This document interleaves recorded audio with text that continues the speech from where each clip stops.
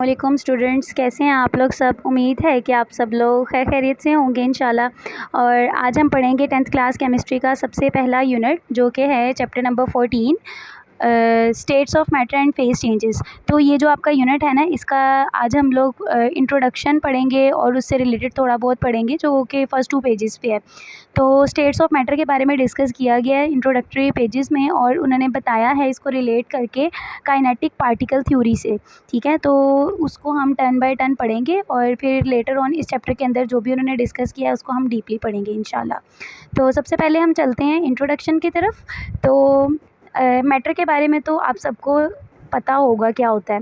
Matter कोई भी ऐसी चीज़ होती है जिसका कुछ ना कुछ मास होता है और वो कोई ना कोई स्पेस कैरी करती है या ऑक्यूपाई करती है, उसको हम क्या कहते हैं, मैटर कहते हैं। तो फॉर एग्जांपल अब जैसे मेरे पास ये पेन है, इस पेन का भी कुछ ना कुछ ग्राम्स में वेट होगा, और अगर मैं इसको किसी जगह पे रख देती हूँ तो ये इसने क्या किया हुआ है, उस जगह को ऑक्यूपाई किया हुआ है, उस जगह को लिया हुआ है, तो इसको हम क्या कहेंगे, मैटर कहेंगे। तो कन्वेंशनली जो अभी हम पढ़ते आ रहे हैं छोटी क्लासेस से, मैटर की कितनी स्टेट्स होती हैं हमारे पास, 3 स्टेट्स होती हैं जो हमने पढ़ा है अभी तक, उसके according solid, liquid and gas. ठीक है, लेकिन अब जो हमारा करिकुलम चेंज हुआ है उसके अकॉर्डिंग उन्होंने क्या किया है, इसकी जो 4th स्टेट ऑफ मैटर है उसको भी इन्होंने इसके साथ ही ऐड ऑन किया है, जो कि क्या है, प्लाज्मा। ठीक है, अब इन सब मैटर की जो स्टेट्स हैं इनमें डिफरेंस क्या है। सबसे पहला हमारे पास क्या होता है, सॉलिड जो है उसके पार्टिकल्स करीब करीब होते हैं। ठीक है, ये तो सबको पता होगा, बेसिक चीज़ें हैं। जस्ट फॉर कंसेप्ट क्लियरेंस मैं इसको रिपीट कर रही हूँ। ठीक है, तो लिक्विड में क्या होता है, हमारे पास पार्टिकल्स थोड़े से दूर दूर होते हैं। ठीक है, इसी तरह जो गैस है उसमें पार्टिकल्स क्या होते हैं, बहुत ज़्यादा उनमें स्पेसिस होती हैं। ये तीनों का डिफरेंस है जो कि समझने के बिल्कुल बेसिक बताया जाता है। फिर उसके बाद लास्ट हमारे पास क्या है, प्लाज्मा। प्लाज्मा को आप इस तरह से समझ सकते हैं, जैसे आपके पास गैस है ना, गैस को अगर हम आयोनाइज़ कर दें, यानी कि फॉर एग्जांपल गैस के जो पार्टिकल्स हैं उनके ऊपर अगर चार्ज आ जाए किसी भी तरह से, आर्टिफिशियली या नेचुरली, तो उसको हम क्या कहेंगे, वो जो चार्ज्ड स्टेट होती है ना उसको हम कह देते हैं ये क्या है, हमारे पास प्लाज्मा। तो इसकी एग्जाम्पल में हमारे पास आ जाता है सन। ठीक है, इसके अलावा आपके पास जो नियॉन साइंस होते हैं या आपके पास जो आपका बल्ब है, ये सारी किसकी एग्जांपल्स हैं, आपके पास प्लाज्मा की एग्जांपल्स हैं। ठीक है, तो अब हम इसको जो है वो समझ लेते हैं काइनेटिक पार्टिकल थ्योरी के अकॉर्डिंग। ठीक है, अब काइनेटिक पार्टिकल थ्योरी क्या है, वो क्या बताती है आपको, सबसे पहले हम वो देख लेते हैं, उसकी डेफिनेशन देख लेते हैं। तो काइनेटिक पार्टिकल थ्योरी जो है उसको हम 2 लाइन्स में सम अप कर सकते हैं। वो क्या, यहाँ पे हम लिख लेते हैं, काइनेटिक पार्टिकल थ्योरी। ओके, तो इसकी जो डेफिनेशन है वो क्या हो जाएगी, matter is made up of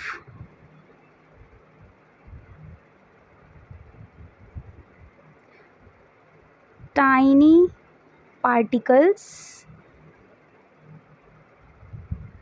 which are always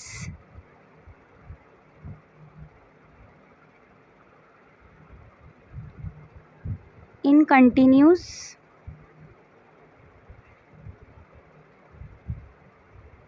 random motion।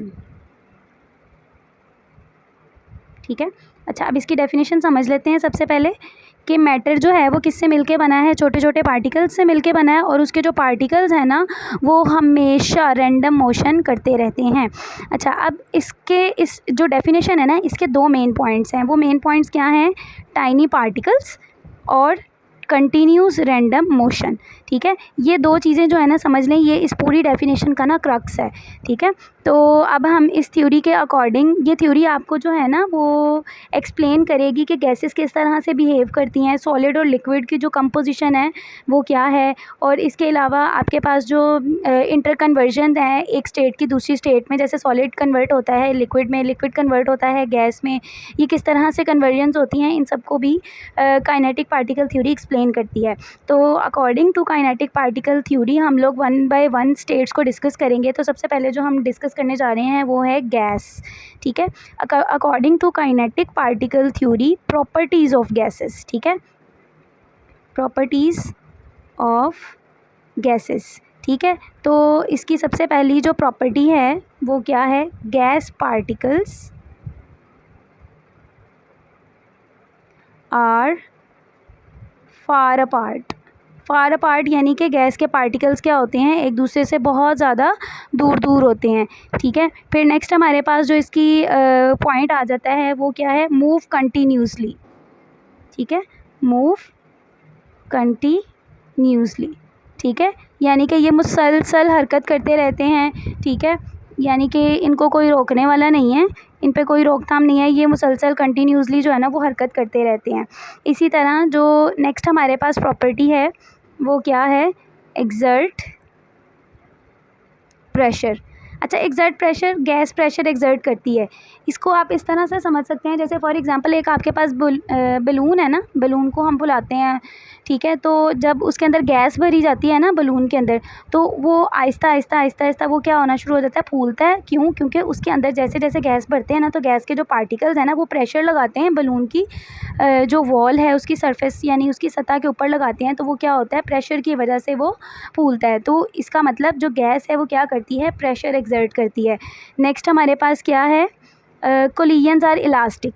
Collision क्या होता है, गैस के जो पार्टिकल्स हैं ना वो आपस में टकराते हैं, या जो जिस चीज़ के अंदर उसको इनक्लोज़ किया होता है, बंद किया होता है, उसके साथ जब वो टकराते हैं ना, तो उनकी जो कोलिजन है आपस में जो उनका टकराव है ना वो इलास्टिक है। इलास्टिक को आप इस तरह से समझ सकते हैं, जैसे आपके पास एक रबर की बॉल हो ना, रबर की बॉल अगर आप उसको मारते हैं दीवार के ऊपर, या वैसे अगर वो किसी चीज़ के ऊपर लगती है, तो वो जितनी स्पीड से जाती है वो उतनी स्पीड से ही वापस आती है। माइंड इट, रबर की बॉल, ठीक है।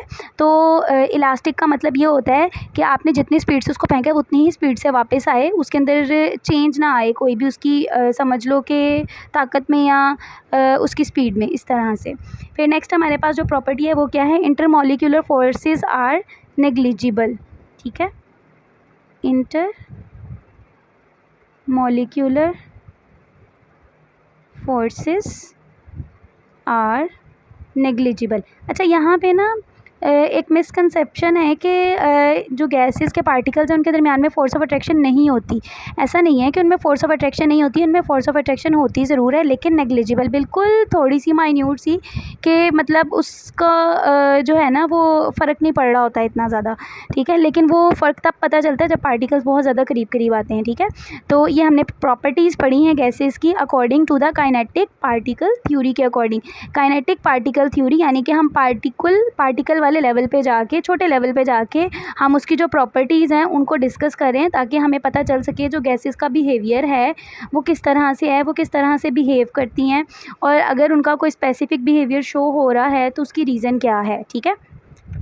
अच्छा, जो लास्ट इसकी प्रॉपर्टी है गैसेस की वो भी हम यहीं पे लिख लेते हैं, सिक्स्थ वाली, वो क्या है, टेम्परेचर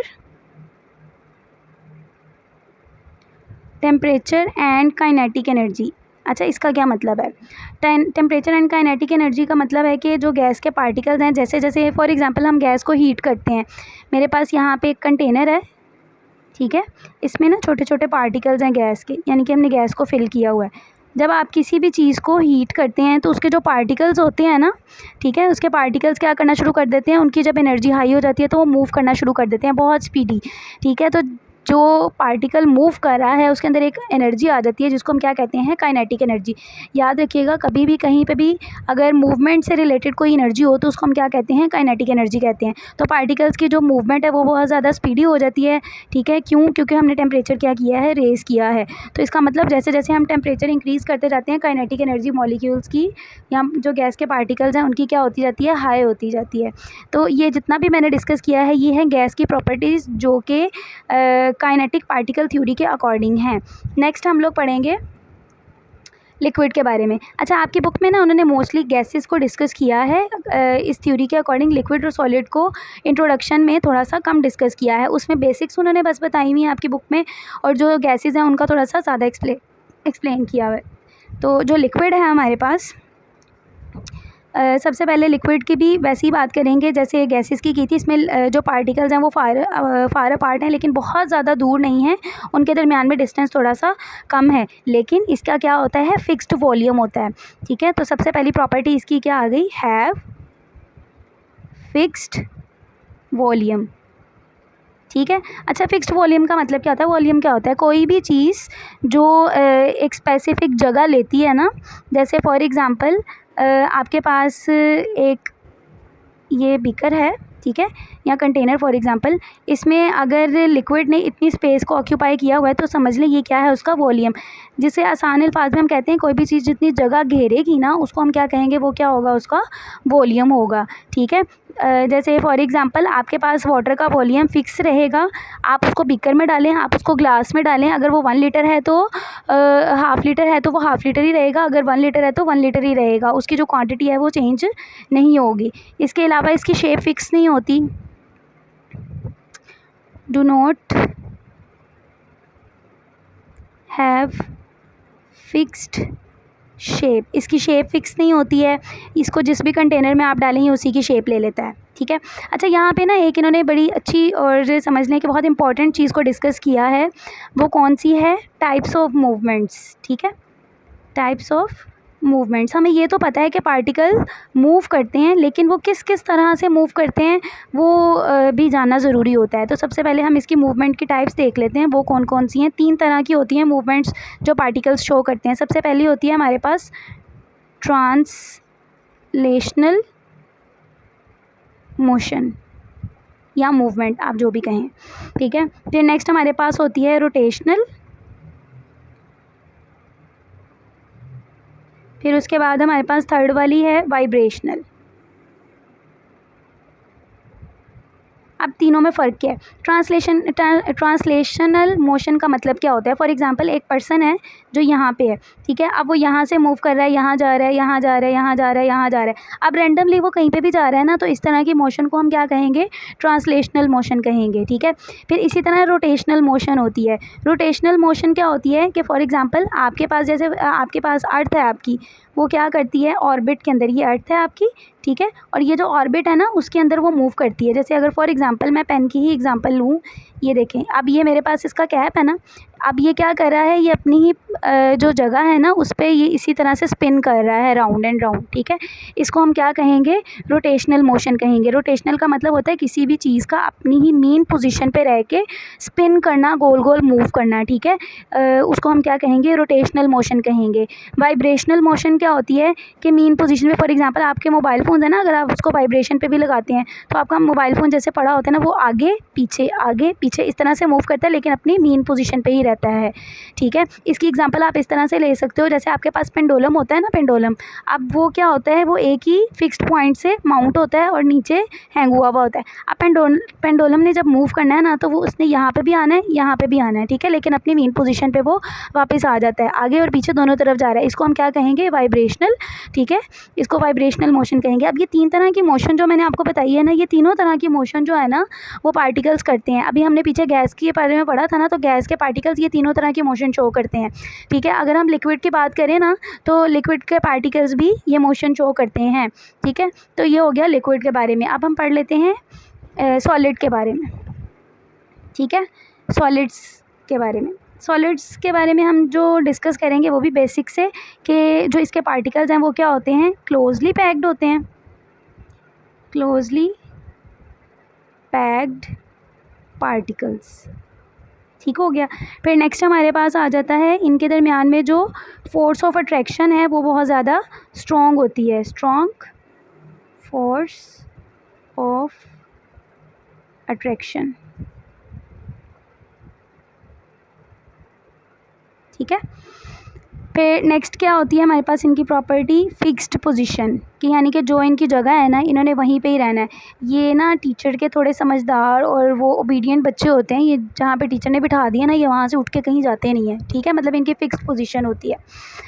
तो ये 3 प्रॉपर्टीज़ हैं जो कि सॉलिड की हैं। अच्छा, अब सॉलिड के पास ना मूवमेंट के इतने ज़्यादा ऑप्शंस नहीं होते, उसके पार्टिकल्स इतने ज़्यादा बाउंड होते हैं ना टाइटली, ये देखो इस तरह से बाउंड होते हैं आपस में टाइटली।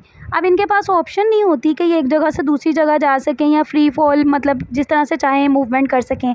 तो जब ऑप्शन नहीं होते ना, तो फिर एक ही इनके पास है, वो क्या है जी, ये वाइब्रेशन शो करते हैं। ठीक है, ये बाकी के मोशंस शो नहीं करते। तो यहाँ तक तो था आपका कॉन्सेप्ट। अब हम इसको ना बुक से रीड कर लेते हैं और बुक से हम इसको मार्क कर लेंगे। आपकी बुक पे ना सॉलिड लिक्विड गैसेस के ना डिफरेंट पैराग्राफ्स हैं, मतलब एक पैराग्राफ में उन्होंने गैस को डिस्कस किया है, एक पैराग्राफ में उन्होंने सॉलिड को डिस्कस किया है और एक में उन्होंने लिक्विड को डिस्कस किया है। तो उसको हम देख लेते हैं बारी बारी।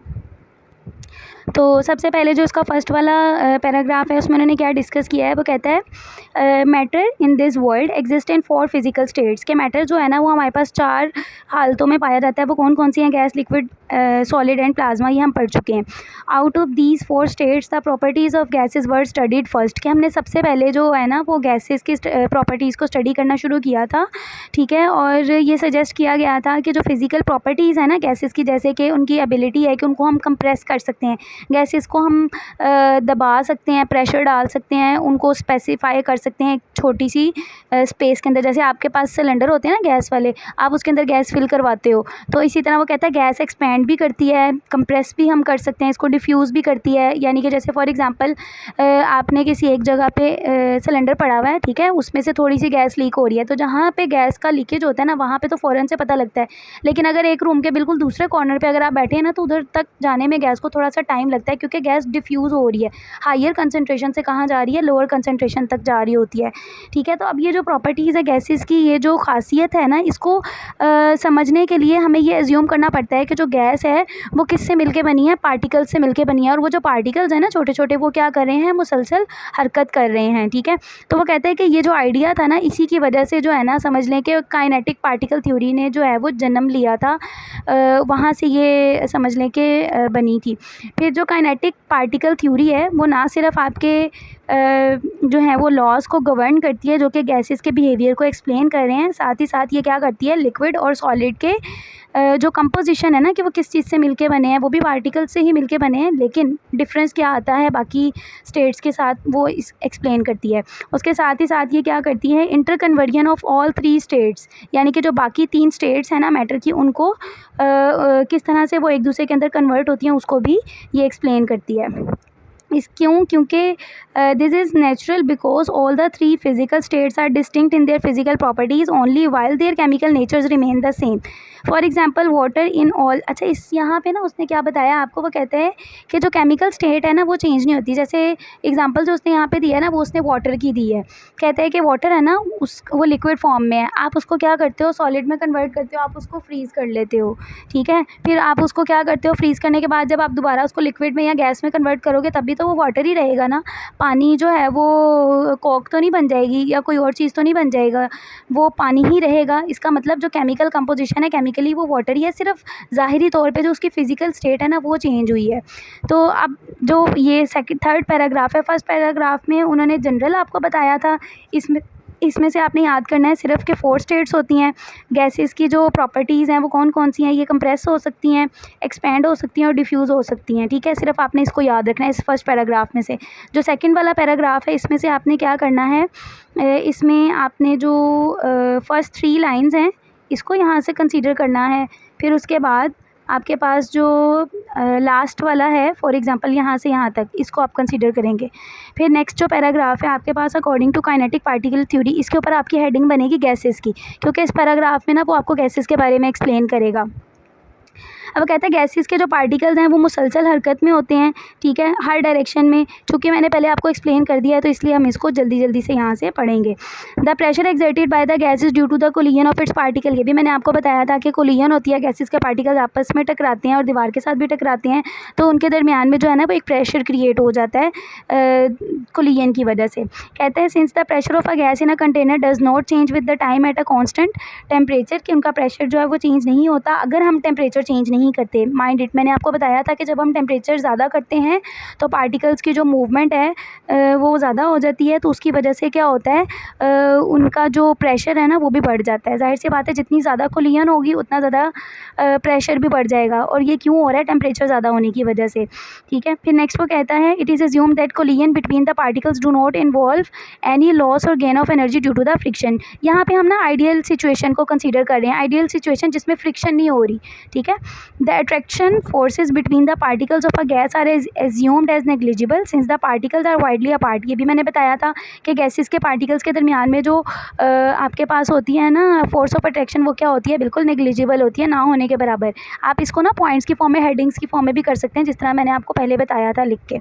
The average kinetic energy of the particle is directly proportional to the temperature, कि जैसे जैसे आपकी काइनेटिक एनर्जी जो है ना वो बढ़ेगी, वो किस वजह से बढ़ेगी? टेम्परेचर के बढ़ने से। जैसे जैसे आप टेम्परेचर बढ़ाएंगे काइनेटिक एनर्जी क्या हो हो जाएगी, ज़्यादा हो जाएगी। डायरेक्टली प्रोपोर्शनल है ना कि एक चीज़ बढ़ेगी तो दूसरी भी बढ़ेगी, अगर एक कम होगी तो दूसरी भी कम हो जाएगी। फिर इसके बाद वो कहते हैं the average kinetic energy is the same for all the gases eight same temperature, कि जो काइनेटिक एनर्जी है वो सब गैसेज की क्या है, अगर हम सेम टेम्परेचर पे रखें तो क्या होती है, सेम होती है। नेक्स्ट पैराग्राफ आ जाते हैं, इसमें उसने क्या किया है, लिक्विड के बारे में बताया है। According to kinetic theory the particles in a liquid are quite close to one another, के जो पार्टिकल्स हैं लिक्विड के अंदर वो क्या होते हैं, एक दूसरे के क्लोज होते हैं गैसेस के कंपैरेटिवली। वो कहता है ये भी पॉसिबल डायरेक्शंस में मूव कर सकते हैं जहाँ तक ये मूव करना चाहें। और इसके साथ ही साथ जो पार्टिकल्स के लिक्विड के पार्टिकल्स होते हैं उनकी फ़िक्स पोजीशन नहीं होती और ना ही उनकी शेप होती है। क्यों? क्योंकि जो इनकी होती है ना इंटर मॉलिक्यूलर फोर्सेस, वो भी क्या होती हैं, वीक होती हैं, मौजूद होती हैं लेकिन वीक होती हैं as compare to solid. Solid में स्ट्रॉन्ग होती हैं, इसमें थोड़ी वीक होती हैं, और गैसेस में बिल्कुल नेग्लिजिबल होती हैं। ठीक है, इसमें भी उन्होंने फिर आगे वॉल्यूम के बारे में बताया है और इसकी 3 टाइप्स ऑफ मूवमेंट्स के बारे में बताया जो कि हमने डिस्कस की थी। 3 मोशन की टाइप्स थी, ट्रांसलेशनल, वाइब्रेशनल और रोटेशनल।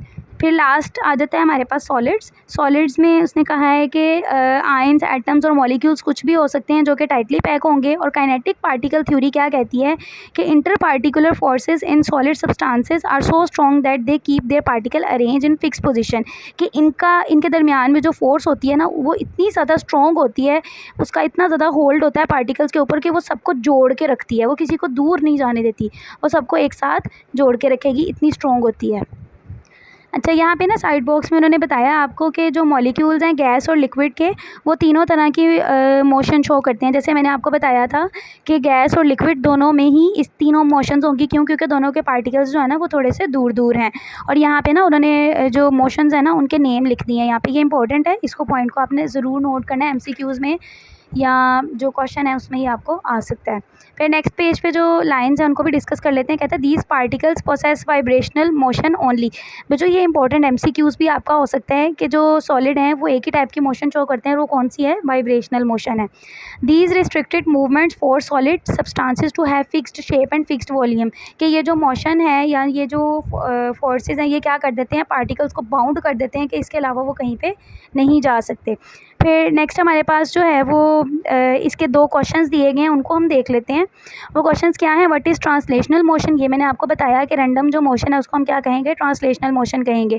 फिर नेक्स्ट वो कहता है is the average kinetic energy possessed by the particles of a gas and liquid same at the same temperature, obviously same ही रहेगी। मैंने अभी आपको बताया था कि जैसे जैसे टेम्परेचर ज़्यादा होता है पार्टिकल की मूवमेंट ज़्यादा हो जाती है, इंक्रीज़ हो जाती है और काइनेटिक एनर्जी उतनी ज़्यादा हो जाती है। तो वो कह रहा है कि अगर हम टेम्परेचर सेम रखें, टेम्परेचर चेंज नहीं करें, तो क्या जो काइनेटिक एनर्जी है वो कैसी रहेगी, सेम रहेगी, ज़्यादा हो जाएगी, कम हो जाएगी? तो इसका आंसर है कि वो सेम ही रहेगी, क्योंकि वो क्या है, टेम्परेचर के डायरेक्टली प्रोपोर्शनल है। ठीक है, तो स्टूडेंट्स चूँकि ये इंट्रोडक्टरी पैराग्राफ था, यानी कि इंट्रोडक्शन था, सॉरी, इसमें मतलब काफ़ी ज़्यादा लंबा हो गया हमारा लेक्चर। तो आई होप कि मैं नेक्स्ट वाले जो आपके लेक्चर्स होंगे उसमें थोड़ा शॉर्टली ब्रीफ करूँगी ताकि आप लोगों को सुनने में भी आसानी रहे और आपको समझ भी आ जाए इंशाल्लाह। ओके जी, अल्लाह हाफ़िज़।